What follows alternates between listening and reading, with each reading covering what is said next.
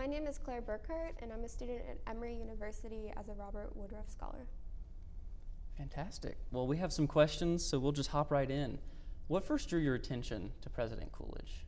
That's a great question. Really, it was the Coolidge Scholarship and Senators program.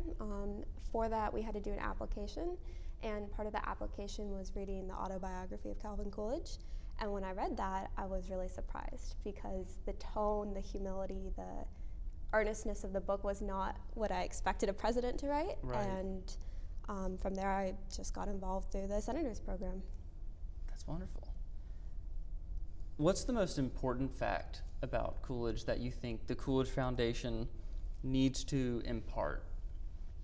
I think the most important fact about Coolidge is that Coolidge believed that humility was a prerequisite to effective public service.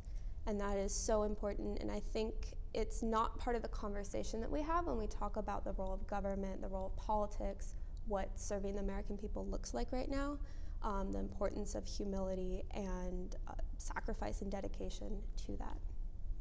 And more of a real humility rather than a public humility, that making sure people are taking note that I'm being humble right now. Right, it's not performative, and so Coolidge was not performative. He was very silent. He was proud that he spoke rarely, but when he spoke thoughtfully.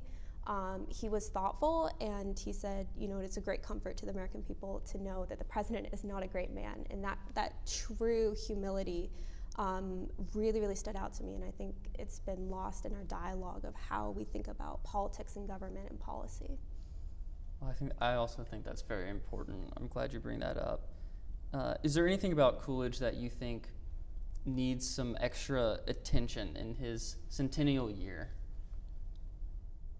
I think Coolidge's focus was on community, and that is something that we're talking a lot right now about how do we build communities, but Coolidge really started community building at the lowest level, like at his homestead in Vermont, and then as he progressed through public service, he built up from that, but he always valued the fundamental political unit of the local community. And I think that's so important, is that whatever you're doing when you're building policy, when you're building what it means to be American, like, you can't lose local community. And I think that's really important.